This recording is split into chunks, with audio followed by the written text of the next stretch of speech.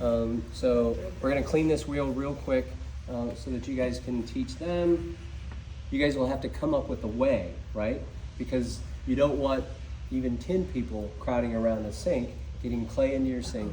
And so I'll tell you what I did at a school where I started a ceramics program. It was in Arizona, so I had space outside. It was always nice. I had buckets, 5-gallon buckets lined up. And you could do that here as long as the buckets are pretty. They gotta match.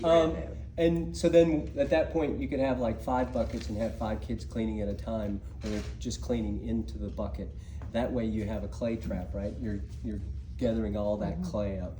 You'll put more water in it as it evaporates. Eventually it could smell a little bit. Put a little bleach in it. It's so it's safe. Bleach also will keep mosquitoes from doing what mosquitoes do. Sorry, I don't know why this is ringing in my ear. So, I have hearing aids. It's not ringing, but it probably is ringing. Can you guys hear it? I heard it. Oh, okay. Shut up. All right, sorry about that. My phone is off. It's turned off. Is it? Do you have cellular on your watch? Do I what? Cellular through your watch? Like phone service through the watch too? Because I have phone service through my watch. Oh, I don't know. Yeah. You can look at my phone, it's all broken, I don't know. So, I have to tell you a really funny story though, real quick. So my students would go outside and they're cleaning, right, their things. And at one point this kid, he says, Mr. Hilton, this is a weird looking brush. And he's, cleaning this splash pan, he's cleaning, he says, yeah, it's really, and I said, no, Sean, it's just a brush, show it to me. And he goes like this. A squirrel had jumped in and drowned. He's cleaning his with the squirrel tail. Oh my goodness. Wow. Did you tell him? He's been traumatized. He Probably has that. Oh, it's funny. Is that the best thing ever? I love it. Wow, that's traumatizing. Oh my gosh. That's hilarious. Yeah. I was telling Sean that story about like 30 kids is a lot. And my last time I taught high school, I had 36 kids and I taught 6 classes of ceramics. And so when I went to notice that I was cleaning with the machine doing the work, right? To do this, you don't need to do all that. Can you lift that one up? Thanks. So when I first went to, you can set it back down. When I first, they asked me to teach that class. It was right after. Oh, this is part of the reason why that was working. That was clicking that much. There are little wing nuts down here. So You can hold with your left? yeah. Okay. I would get a pair of pliers and tighten them a little bit more. The last thing you want them is them to come loose and get in the clay, right? There is a bucket with big sponges somewhere. You can throw me one of those big sponges. So there are 2 ways of looking at this thing. One is to clean it like spotless, and the other is actually there's everything in between. Not cleaning them at all, letting the mud just be in there, cleaning them at the end of the semester. Where I taught at high school, that's what the teacher preferred. And so every now and then, you'd smooge all the mud out of there, and then that's just what he did. When you have a 50-minute class, there's something to be said about that, right? I mean, you have 50 minutes. At the same time, yeah, I mean, I'm looking at you guys' faces like, that's disgusting. And so there's probably somewhere in between. What I do in my studio is I make them clean it as clean as it was whenever they came. And typically it's fairly clean, but sometimes they're dirtier than others. But I don't want them full of mud. Our classes are 3 hours long, so it's different, right? So I would tell your students to get some of the water out so that it doesn't end up all over the floor. And now imagine, there's a bucket over here. I would bring this over to the bucket, get your sponge, just dump it into there. And really and truly, I mean, honestly, if that's what it is, I would be okay with that, knowing that you have 50 minutes. How long are your classes? Like 47 minutes. 47. But you got like 15 minutes. Yeah. So to make it spotless, I don't think I would go there. But you guys will decide that as a group, how clean you have things.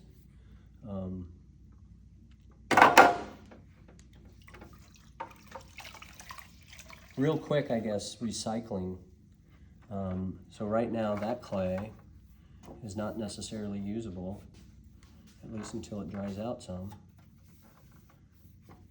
So this high school where I taught, where I started the ceramics program, I built a concrete table there, plaster there. If you could find yourself an old table, I mean, this is really what I would do. I would have one of these in both your in the other school too. I would find a table that's somewhere around, could be this size. This is going to take extra work. This is extra work on you, but at the end of the day, this will save you a ton of time. I would find an old table. It could even be an old folding table, something that's sturdy enough. I would drill holes, a bunch of holes in it, so that air can get to the plaster. I would build out of 1-bys, I would build a divider, a thing to keep the plaster in the table. I would go buy a bunch of bags of plaster, and I would cover this thing with plaster. Once it's dry, at that point, that piece of clay right there can be slopped onto here, and in a matter of an hour or two, it can be wedged and put back on a wheel and thrown. Now, you'll have to teach your kids how to do that. If somehow you can get a patron to get you a pug mill, how many of you have used a pug mill in the past? So a pug mill is basically a machine that has a big screw in it, an auger in it, and it homogenizes the clay. You can buy a tabletop one for a couple $1,000s, and I know that just sounds crazy, but I mean, who knows? Maybe there is somebody that would do something like that for you. At that point, it makes, between this and a pug mill, it makes recycling easy, and clay can really be a thing, right? Until you have a way to do something like this, it's going to be hard for clay to be a thing, because you're going to have so much of this, you won't know what to do with it all. And so you're going to have to figure out a way for that to happen if the wheel is going to happen. When people are hand building, you can pre-cycle doing that, right? You can have clay, make sure it's always covered up with plastic, not let it ever get dried out completely, so that at least it stays in the cycle of what you're doing. So hand building, easier to do. The second use, when you really want to go to throwing, you have to have a way to recycle, to reclaim that clay. Otherwise, it'll just become cumbersome and crazy. Questions? Okay. So, then I would take all this mess, and like I said, put it like I don't know, until you really do need something. I don't know what the answer is if you don't have that. Let me think about that for a second. Is there a patio anywhere? Yes. We have a balcony. Not at our middle school. What? Not at our middle school. Is there anything outside close with concrete? We're in the middle. You're talking about the middle school. We're in the middle of the building. So another thing you can do, and this is, you have to have somebody that'll say yes, is if you have a place where there's concrete that's not sealed like this, you can take a sheet or a pillowcase. You can throw the clay in the sheet, cover it up where the wind's not going to get to it, where leaves aren't going to blow into it, or a pillowcase. Throw it on the concrete, and the concrete will suck the moisture out of it. Turn it over, in a couple days, and it'll do that. So that is a viable way to do this. but I don't mean you'd have to have the right person to be okay with you throwing a pillowcase of clay out on the art balcony. So I don't think they'd care. Would you just As long as the door locks. lay it there and walk away, or would you have to throw it? no, you just need to. So if you're doing the pillowcase thing, which you aren't going to do too much unless you have a really big pillowcase, you're just going to put it in there. You're going to put it on the ground. You're going to smooth it out, where it's all about evenly thickness, so that it's going to dry it evenly. And then a day later or 2 days later, turn it over, depending on how fast it sucks the moisture out. And at one point in time, it'll be viable. It'll be ready to wedge. But then there's wedging, right? Does everybody know how to wedge? No. Okay. Yeah, So even when you're wedging, It's you work. have to have something to wedge on. So here we are back to a piece of plaster or something that's in, or you know what, a piece of drywall, a drywall board or concrete board. I can show you this real quick. So I brought a bunch of drywall and some concrete board. So let me get this piece of concrete board first. This stuff is amazing to use in a clay studio as long as you can keep the drywall out of the clay, right? So if I really have a lot of time, I'll cover the edges with duct tape. Can you guys see that? How the edge has duct tape on it? Because that'll keep a lot of it out. But I found recently, about 8 years ago, this material, this concrete board, get off there. This stuff is amazing. My tables are actually covered with this at the studio. And so if you had a piece of concrete board, when I do this, it's gonna try to move. But if you had it where somehow you could get it stuck to something, this is a very wedgeable surface. And so wedging essentially means you're kneading almost like bread, except you're kneading the air out instead of kneading air in. And the easiest way to wedge is with both hands just pushing down and forward. And you can find tons of videos with this. And so I'm pushing just as much in as I'm pushing down. And you can tell your students that you know you're doing it right when you have a self-portrait. So that even that clay, as mushy as it was, I've wedged it and it's still okay. I mean, this is usable clay because it wasn't that wet. The clay that's in that bucket, however, is going to be too sloppy. Okay. Questions about that? Okay. I've got a piece of that in purgatory. Nice. So we'll go over Like a big, Yeah. The pillowcase and let it go through its process. There's a bunch.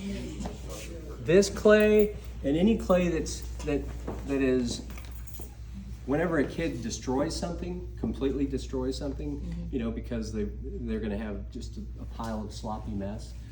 A lot of times that stuff is going to have to go on something to dry. And I've dried it out on concrete board, but it's so thin it doesn't do a whole lot. So, okay. Any questions about that? I guess so, since it's outside, and we have extreme weather differences, does the weather affect it at all? So you don't necessarily want it to freeze. Okay. I mean, that would be somewhat detrimental to it. It's not going to wreck it. It's just going to make it harder to wedge and push back together. Most of the time, it's not very cold here. Yeah, no. So most of the time, you're fine. I guess I was And thinking more of the heat. The heat's just going to make it happen faster. Okay. Yeah. If you can throw a pillowcase on a hot piece of concrete, I suspect it's going to dry out relatively quickly. Okay. Okay. So I have a bowl here so you can look at it. This is a foot that I'm for a bowl that I made, or a bowl that I made not too long ago. But I'm going to show you how to trim now. So that's here. You can pass that around. That's what I'm looking to do. And we can pass this one around. You can see this is it's right at the place where it's ready to be trimmed. So this would be pre-leather hard to leather hard, if you remember the terms from ceramics. So when did you throw these pre-leather hard to leather hards? It's a great question.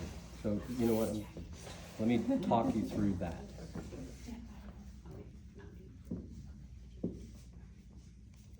So, if you remember back when you did your clay thing, if you did,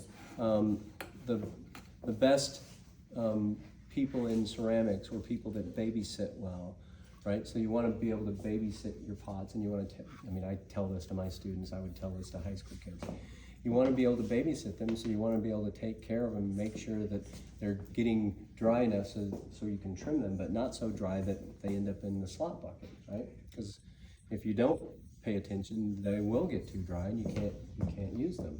So I made these probably 5 days ago.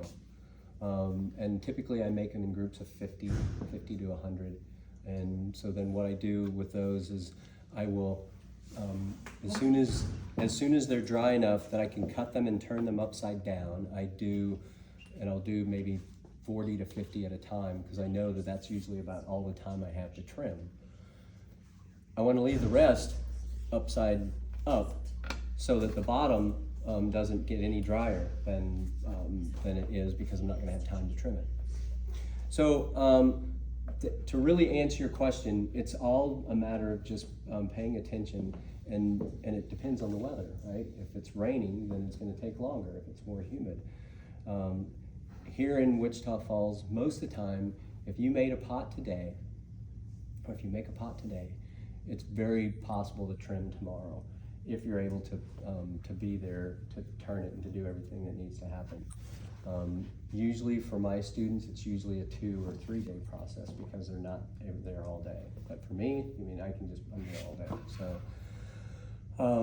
So typically what might happen if you made this today, you'd wait for 3 to 4 hours before you can cut it again and turn it upside down. I forgot to mention that. At the end of that piece a while ago, if I was going to keep it, I would have just cut the bottom of it, right? And I would have put it aside. So 3 hours later, 4 hours later, it doesn't wiggle too much when I touch it. It's not sticky. I'm going to cut it off again. I'm going to turn it upside down, and I'm going to put it on the shelf, and I'm going to let it sit there for another 4 hours, maybe 5 if it's a little bit muggy. And at that point, it's ready to trim. Okay. If you can't do that, then you have to cover it with something. And so let's say that you're going home for the weekend. Well, cover it with black plastic. And here I'm going to get into plastic again. Black plastic is less porous than clear plastic. So you're not going to be, is that crazy? I didn't know this. And if you're only going to be gone for 1 day, you might just cover it with clear plastic. So the moisture will escape, right? It'll dry a little bit. If you know you're only going to be gone for about 12 hours and you know that there's a little bit of time, you could cover it with a sheet or a piece of linen, and it'll just keep the air conditioning from drying out one part more than the other, and that will work too. So I would have all these things available once you have this whole thing going. Questions? Where do you get the black plastic? Trash bags. We just found some out in the parking lot. Steal them from the custodian. Yes. They're not using. They don't. I get my hands slapped whenever they find out that I steal. I don't buy them. It's I ridiculous. agree with Carly. It's not like they're using They're not. trash bags anyway.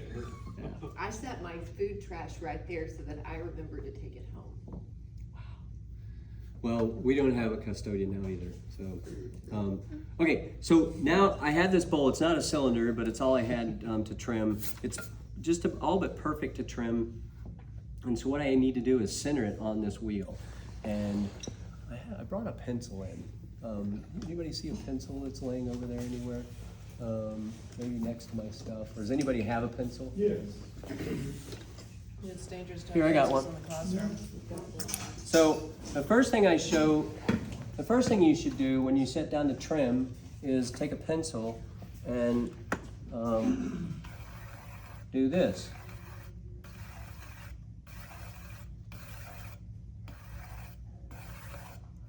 Because this way, and I should do it a little more carefully, this way at least you know where center might be, right? So if I had a smaller cup, I would try to center it in that little ring. You know, bigger, I do bigger. This bowl's barely gonna fit on here, so I don't know that it's even gonna work, but we'll see. So, I mean, I can just use the edge and kind of find something close to center, right? So you're gonna start there. I'm human, not perfect. So you can see, even though it's centered almost, it's not centered, right? And so the next thing you can do is you can take your needle tool and you can draw a line on the top. This is why it's important that the top is perfectly round, right? Because now I can center it by looking at where there's more space. This is really important. The widest part is here, toward me. I want to do that so that I know exactly where I'm moving and I'm moving it away from me. I don't want to have to do this and move it that way because I can't do that. So I don't think it's not as easy. So if I'm putting where it needs to go here, it's wider here than it is there. Which way do I need to push it? Forward. Forward. And so I'm going to push it forward, not very far, but somewhere around there. I'm going to erase my line and draw it again. And you erase the line just so it doesn't get caught. So it looks like I could have pushed it a little bit more.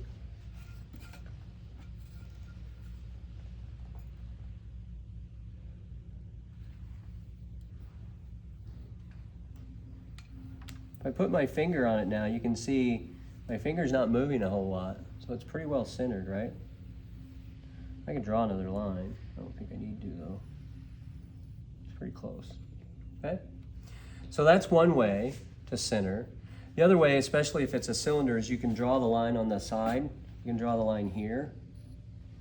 So I'm putting the line that I've drawn right here, right in front of me, and I'm pushing it away. I'm going to draw another line. I drew it a little lower. I pushed it a little too far.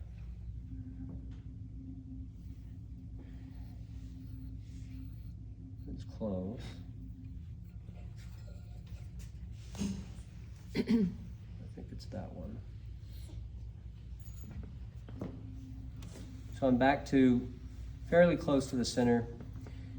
Eventually, if you're going to do this, like if you're going to do this, this is the way you want to center it. You don't want to have to draw a bunch of lines on your pie. You're just going to tap it, and I say just.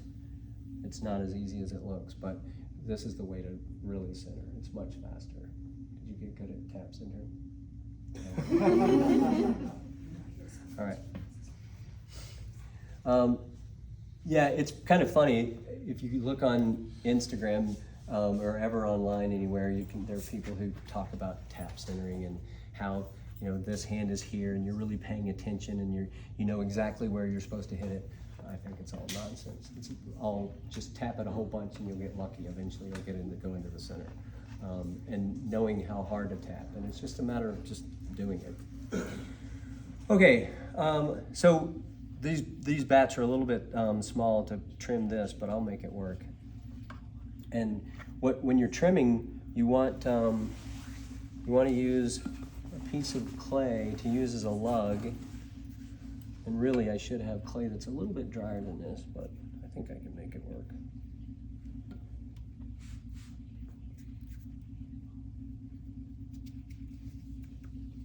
All right, so you can do this several ways.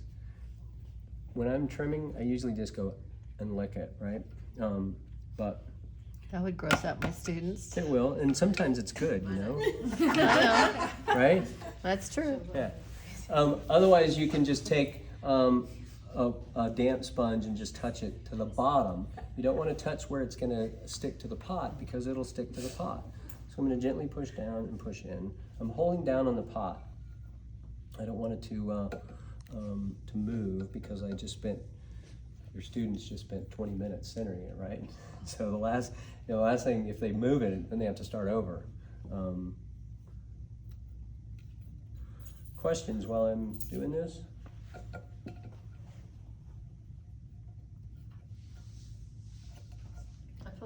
questions are just getting answered as you go. Kevin's sitting here going, how's that pot not gonna fly off? Oh. You're gonna do that, what is this called? Like, This- what would you call, So, not centering, but like the putting on the Anchoring? clay, is there like a name for it? so these are lugs, Look. centering the pot on a bat so that we can trim a foot. Okay.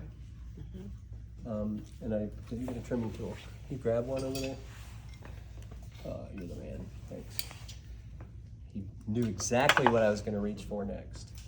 So most of the tool sets, I mean, I'm assuming that you guys will be buying tool sets. I mean, you Sorry. should, right? What's that? I made a noise, I went, Yeah. So, If you're gonna get work on the wheels, you're gonna have to buy these tool sets. And Kemper, who makes this particular tool, just went out of business. And they make the best tools for the least amount of money. So I'm getting ready to be really naughty. So I asked Cindy just last week, I said, how many of those Kemper tool kits do you have? She's got like 65 of them. I'm gonna buy them all. And I'm gonna make them available to my students.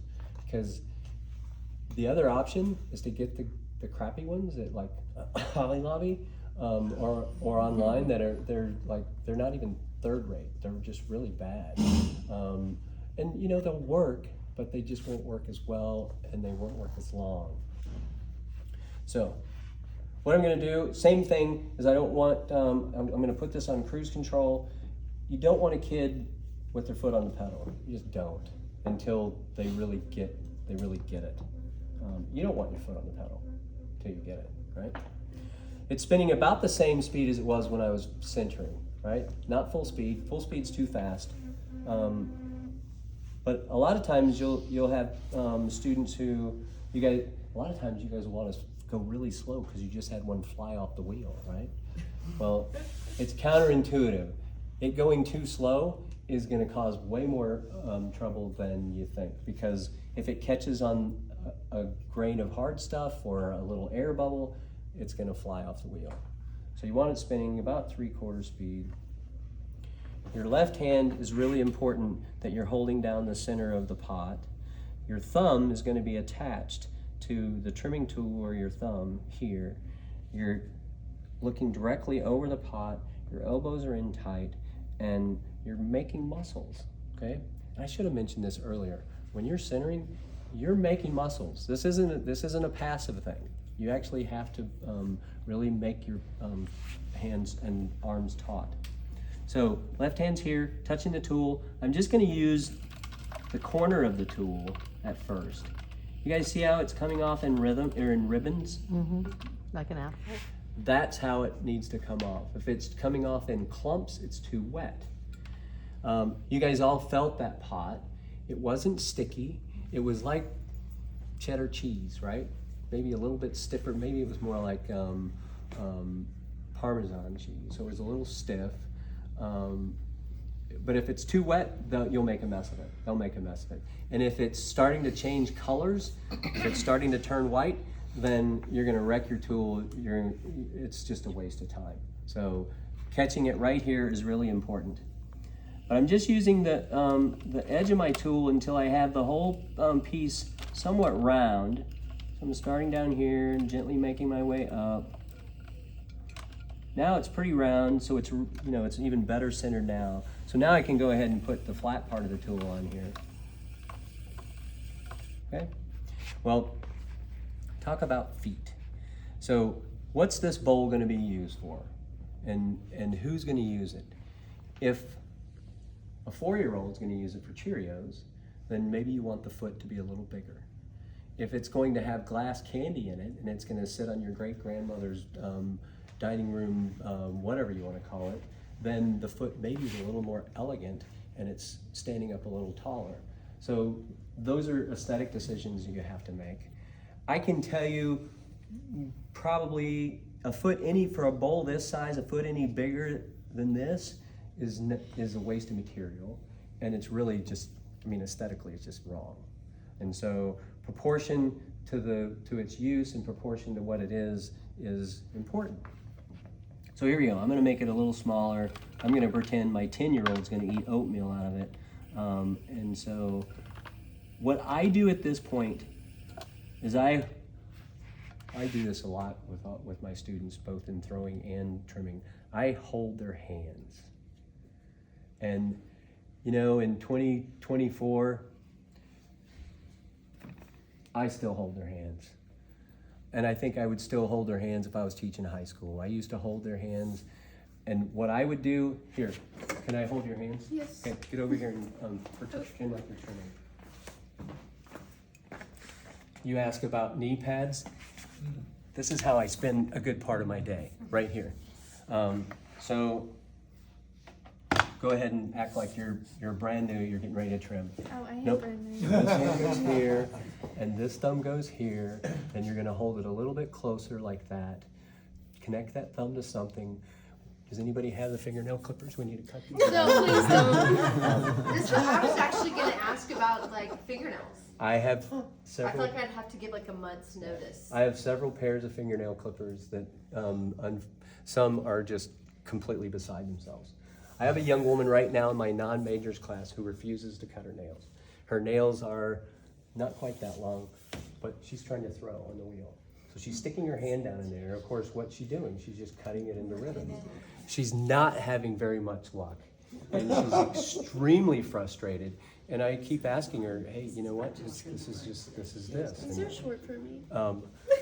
So yeah, these would absolutely be, it's just not gonna work. Okay, so what we're gonna do is we're gonna gently touch this pot like so, and I want you to let me move your hands around. So make muscles, elbows in tight, nose over the clay, and I'm gonna push down. Okay, let's turn it a hair this way, and here we go. Now hold it tight and push down. At this point, we're not making much progress, and so what that means is we probably need to bring the clay, and you see what happens when you do that? Now we're gonna go down the pot like so, and we're cutting. This is how I teach them to trim. And right now I have like 30 kids that I'm teaching. And so, but it's just the way. If you leave it to them, they'll wreck every single thing that they've made. And if they wreck every single thing they made, they're not gonna be interested in doing it, okay? So, but I think, that's what I do. So if the lady with the long nails, how do you handle that? Because I know I have some kids with the long nails. So this is a non-majors, you know what? No, not doing it. It's a non-majors class. My majors, they cut their nails. So this person is a radiology major. She's taking it because she wants to learn how to do it. I'm not gonna make her cut them, but I told her, hey, your grade is not gonna be, it's gonna be difficult for you to do what it is you need to do in class. So high school, I don't know, what would you do? I think I would give them a notice. I think I would say, hey, in a month, you're gonna be doing this. And I probably would also send a parent note. Yeah. Say like, hey, you're gonna be doing this, because they're probably spending they're dumb. I don't pay for fingernails, my girls would pay for it themselves. But with notice and knowing something's coming up, they could then, like, how often are you getting yours done? Like once every 3 weeks, probably. Yeah, but with notice, you could know. Yeah, for I sure. think I would My give high school notice. kids always like kept them, and they just ripped their projects. They just Yeah. ripped, Well, because and they just too, would like, not get rid of them. you can tell them you're not allowed to have your nails long for volleyball or this or this or this. So think of it that way, that this is something that you are doing that you want to do. Yeah. But what if they're like, Carly and I both have natural nails. This is probably like mine. I usually am a little bit shorter, but Here, I have my fingernail clippers. You're still gonna shred because I it. usually have them a little bit shorter than they are. They're a little long right now. You're still gonna shred it. You will, you probably will, and so, So I give notice. Yeah, I'm gonna have an It's like highly suggested that it happens, or Well, they always rip them, and so they ended up using like tools or like a sponge on their fingers or something. And then they got upset at it, and then they like popped off one on here. And so, Yeah. yeah, They so start getting she tries to fluid. use a sponge, but it's really hard. yeah. So I don't remember your name. Mike. Mike. So Mike makes an interesting point, and I think it's a valid one. At the high school level, an alternative assignment maybe is the thing to think through. coloring page all day. Research Yeah. Research essay. You know, you want, The I mean, history of fingernails. I have people who tell me I'm too naive and too easy. Organized, But if I was teaching high school, I might consider that as much as anything else. But I want to go back for a second because I'm curious of what you guys think, you know, as high school teachers. Because it's been a while since I've been in a high school room. Would you hold their hands? Yeah. Yeah? I have would middle ask for schoolers that permission. freak out if And I then just. with permission. Yeah. And I do, typically as a class, I say, hey, I'm gonna hold your hands, this is how it works. This is the best way that I know to teach you, is to be hands-on. I would probably have them rotate to where I was, cause I don't wanna get up and down. That would just kill my knee, you know what I mean? So But you- have them come to where I am at the wheel, Yeah, so. if it's possible. So I have a stool that I'll run around the room with the stool. You know, my wheels are in a U shaped, and so if I'm really in a hurry, I just kneel down. But if I'm not, I'll bring a stool and I'll go around like that. When you guys set your wheels up, where are your plugs? Where are you guys going to set your wheels up? Along this wall? Maybe, Are there plugs on there's one right here and there's one on the other end. Power strip. You're kidding me. That's the one of the few things we didn't get that we asked for. They thought they were gonna have old-fashioned wheels where you- I wanted told them- retractable Yeah. ceiling. I told them Yeah.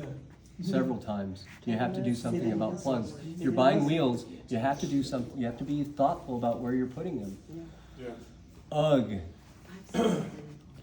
Yeah, the only place that you guys can really put them is along here with There's like, yeah, is with Power strips. power strip. I mean, where I am, I've done some really naughty things. Like if this was my room, there would be no plugs on that wall on Friday, and on Monday morning there would be 10 plugs on that wall. And that's just what I would do. My But room, You guys, I mean, I don't know that I would do that here. in my middle school room, along one wall, is like a strip with like plugs, like, Yeah. I'm surprised they didn't do that here. That's easy. We could just take There you them go. off. People have back problems. Yeah, so this is what's your name? Kim, hi. So Kim has a great idea if you can get them to agree to this, and it could be somewhat not horribly aesthetically. If you could get a strip, you could get one strip, you know, of plugs put along that wall, plugged in. That would be, instead of having them on the floor. And I would charge safety. We can't have plugs on the floor where water can fall into them. The plugs need to be on the wall. Or And- tripped. Yeah, and so, yeah, play into safety. And you want me to use these wheels, we have to have plugs. Yeah.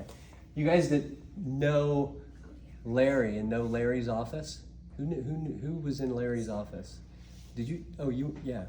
So you remember Larry's office had 3 rooms and you couldn't even get in there, right? Because that's the way it was when I came. That was 3 rooms on a Friday, and on Monday morning, it was 1 room, and the drop ceiling that didn't allow me to see the skylight was gone, and no one has ever said a word. Wow. I feel like that's the nice thing about art. They just assume they don't know, so. Yeah. Okay, so back to this. I'm holding the tool like so because I don't want it to be able to move.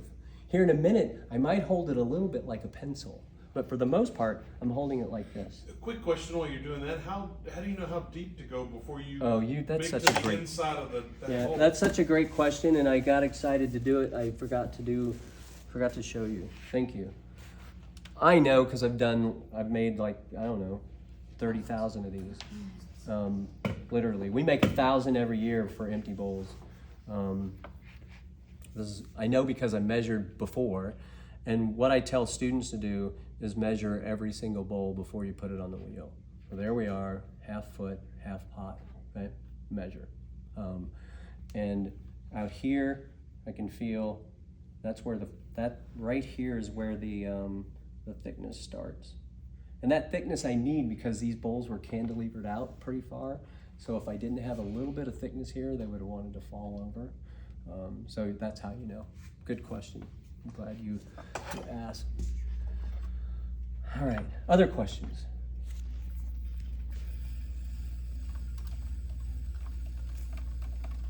Cause it just seems like you're removing a lot of material from the outside. Yeah. So Like the total thickness of that wall is getting thinner. right here, At some point, you'll hit I'll go open through. space on the Right. inside. Yeah, I'll go through. Event Yeah, for sure. Right. And I've even done that in a demo. It's like, oh, yeah, well, you know, now you know. Okay, so I think the foot is gonna be okay there. Maybe it could have been a little bit bigger. Now I'm gonna also show you where the inside of the foot's gonna be. So that's gonna take away that material, and I'm going to make this more of a foot that I want aesthetically. But I'm gonna do this going a little bit further.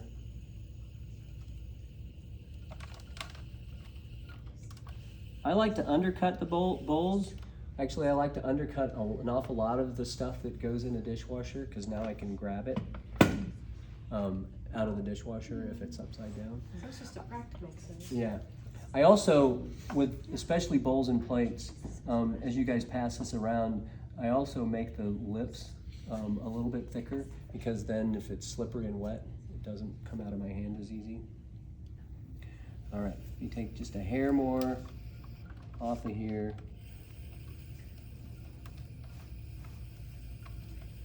And as I'm going down the side, I'm letting slowly go as I get out here, because if I continue to hold, it's a little bit out of center down here. I'm gonna put a line in the pot. I don't want a line in it, right? So as I go down, I'm holding it a little more lightly. Sometimes that causes chattering. You guys remember back in the day, whenever you were doing clay, if the pot has bumps, little bumps on it, I'm not gonna do that with this one, because this one's gonna go to empty bowls here in a month. All right, so now I'm ready to do the inside. The inside's much harder than the outside. Up to here, I was holding the bowl down like this. Now I'm going to use this some, but I'm holding the bowl down over here, because that's where it's gonna wanna jump off, okay? If it catches just the wrong way, it'll jump off and fly into Kim's lap. First thing I teach is to make that cut. That's where you're using the pencil hold? What's that? That's where you're using the pencil hold? Yeah, so I'm holding it like I would a pencil. Yep. And so what I want to do is I want to match what's happened out here. And once I've made that about the same thickness, now I'm ready to come in here to the middle. And again, I'm just using the edge, and I'm making this cut and coming out like so. I hold their hands through this whole process, because their hands are going like this. They're jumping all over the place because they don't really have the muscle memory. And once I have most of the material removed, then I'll make it flat, and I'll continue that out and make it pretty.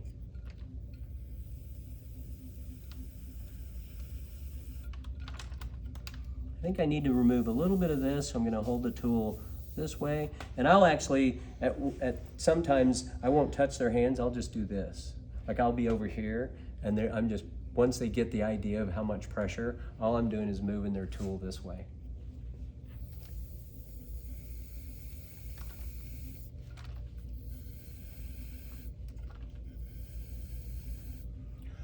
Anybody know Ann Hunter? Ann Hunter's amazing. She taught me this. I've never had a Ceramics 1 class. I taught myself sort of mostly.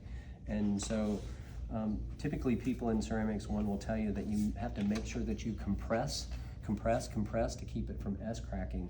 Well, it is important to compress there, but it's also important to compress here. So I'm pushing down now, and I'm pushing down relatively hard, and I'm compressing that foot. So at this point, So now I see a waffle. I'm pushing, like I'm really pushing, okay? And is it just to like compact it It's again? it's compacting, it's putting pressure there. And so it's keeping a crack from happening in the bottom. Book of doom. Okay. So did All right. that create a wobble? You know what? It did a little bit. I think maybe not. We'll see.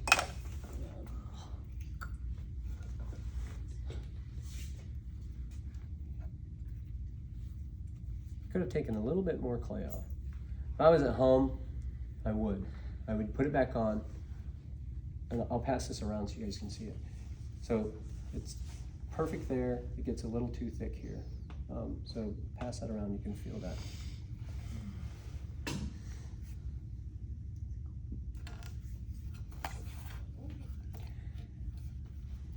Does anybody know what a Giffen grip is?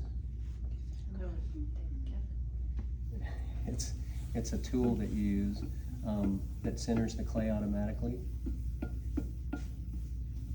mean, it literally, it attaches to the wheel and you go like this. It has these 4 little lugs that are in a cam, and you go, and the lugs go, and it centers it. Wow. Like I can trim a bowl in about 30 seconds with this thing. It's like, and it's so fast. This just takes a while. My resident artist said, "Steve, take the Giffen grip. It'll be easier." No, they won't have one. How much it does? They're $189, and I actually forbade my students for, I don't know, 10 years. You know, you guys can't use this. You have to just do it. But I have 3 of them now, and I let my students use them. Because it's just, I mean, it's just a tool. It's the same as a wheel. time, You know, it's yeah. just, and it's time. So once the students can trim this way and find the center, I let them use it. Because it's just so much faster. I'm going to trim this the way that I typically might at home or in my studio. I use these bigger tools quite a bit.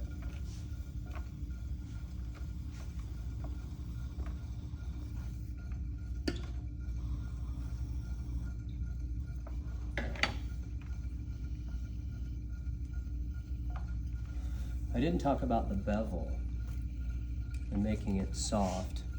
So I typically teach students to bevel the edges of their foot like this. For 2 reasons. One, it means that the foot is, I say soft, it's not sharp. So one of the things you really want to be careful with is a sharp edge on a piece of pottery. Clay shrinks, this particular clay shrinks about 12%. So whenever you have a sharp edge that's here at this point, before it's bisque fired, it's sharp, but once it's fired, bisque fired, it's gonna be sharper, and once it's glaze fired, it's gonna be sharper yet. And so you really wanna, the last thing you wanna do whenever you're trimming, let me get this goo out here and I'll show you. Compress, and then soften the edges. So just by running my finger over this, I'm softening all those edges. And then I also didn't mention, I put a swirl in all my empty bowls. So when people turn them upside down, they go, oh, that's a stain. I also sign them all. So when you have your students sign, don't let them sign with the needle tool, because this is eventually going to get glazed. And if you sign with the needle tool, then the glaze will obliterate the signature. Sometimes you can't even see it. Signing their pods, it's really important that they sign every single pod, because inevitably you're going to have Jimmy who doesn't have enough pods, and Jimmy's going to see somebody's pot that's not got a signature, doesn't have a signature on it, and they're going to try to borrow them. And so what I tell my students is I won't grade it unless it has a signature. I still do, but I mean, most of them sign them because they just get, it's just the culture of signing them, right? So yeah, it's really important that they sign just to make your life easy. The last thing you want is for somebody to say, I had 10 cylinders, I did, they were on my shelf, and now they're gone. Well, yeah, okay. This one's better than that last one. Why?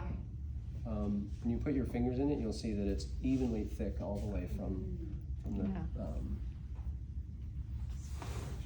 So here's another trick, just because. I mean, this is the last thing I'm gonna do. Let's go have lunch. Sorry, I'm playing with Oh yeah, that's fine.